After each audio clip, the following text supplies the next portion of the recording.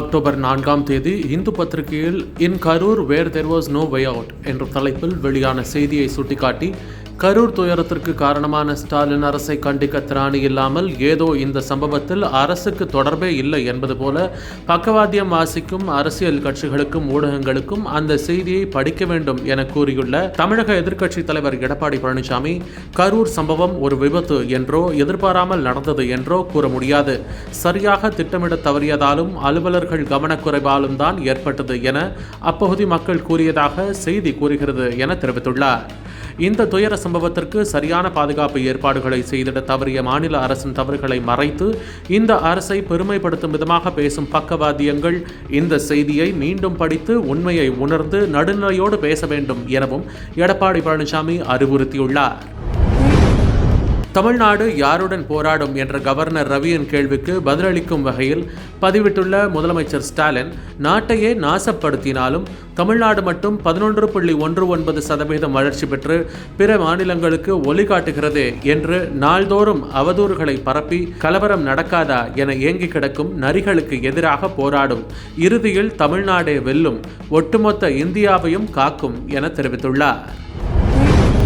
கரூர் தாவேகா கூட்ட நெரிசலில் சிக்கி பொதுமக்கள் உயிரிழந்த துயர நிகழ்வில் திமுக அரசின் தவறுகளை சுட்டிக்காட்டிய தனியார் தொலைக்காட்சி செய்தி சேனலை அரசு கேபிளிலிருந்து தமிழகம் முழுவதும் முடக்கி இருக்கிறது திமுக அரசு என்று குற்றம் சாட்டியுள்ள தமிழக பாஜகவின் முன்னாள் மாநில தலைவர் அண்ணாமலை, தமிழகம் முழுவதும் சட்டம் ஒழுங்கு சந்திச்சிருக்கிறது, முதலமைச்சரின் சொந்த தொகுதியிலேயே போதிய பாதுகாப்பு உபகரணங்கள் இல்லாமல் தூய்மை பணியாளர்கள் உயிரிழக்கின்றனர், தமிழகம் முழுவதும் கனிம வளங்கள் கொள்ளை போகின்றன, அரசு துறைகள் அனைத்தும் செயலிழந்து நிற்கின்றன, இப்படி ஒரு இருண்ட சூழலில் தமிழகத்தை கொண்டு வந்து நிறுத்திவிட்டு ஊடகங்களை முடுக்கிவிட்டால் மக்களுக்கு எதுவும் தெரியாது என்று முட்டாள்தனமாக ஐடியா எல்லாம் உங்களுக்கு யார் கொடுக்கிறார்கள் என முதலமைச்சர் ஸ்டாலினை நோக்கி அண்ணாமலை அடுக்கடுக்காக கேள்விகளை எழுப்பியுள்ளார்.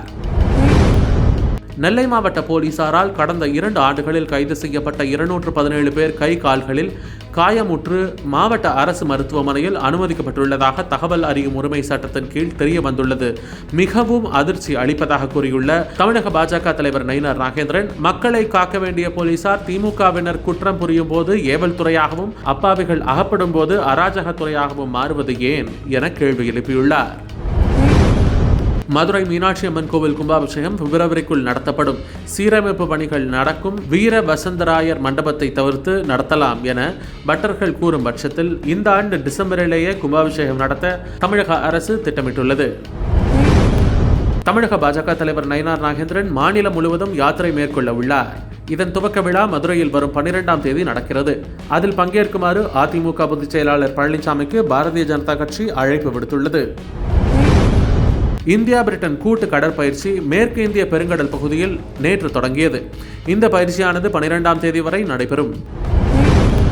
பீகார் சட்டசபை தேர்தலில் ஓட்டுச்சாவடிக்கு 1200 வாக்காளர்கள் மட்டும், மின்னணு இயந்திரங்களில் கலர் படங்கள், மொபைல் போன்கள் வைக்க தனி அறை உள்ளிட்ட 17 புதிய சீர்திருத்தங்கள் செய்யப்பட்டுள்ளன. இதில் பல ஏற்கனவே அமல்படுத்தப்பட்டுள்ளன, மற்றவை தேர்தலின் போது அமல்படுத்தப்பட உள்ளது என தலைமை தேர்தல் கமிஷனர் ஞானேஷ்குமார் கூறியுள்ளார். பீகார் சட்டசபைக்கு நவம்பர் 22ஆம் தேதிக்குள் தேர்தல் நடத்தி முடிக்கப்படும் என தலைமை தேர்தல் கமிஷனர் ஞானேஷ்குமார் கூறியுள்ளார். அரசு நிதியுதவி தடைப்பட்டதால் அமெரிக்காவின் விண்வெளி நிறுவனமான நாசா தன் வலைதள பக்கத்தில் நாசா தற்போது மூடப்பட்டுள்ளது என்ற அறிவிப்பை வெளியிட்டுள்ளது. நிதி முடக்கம் அடுத்த வாரம் வரை தொடரும் என எதிர்பார்க்கப்படுகிறது.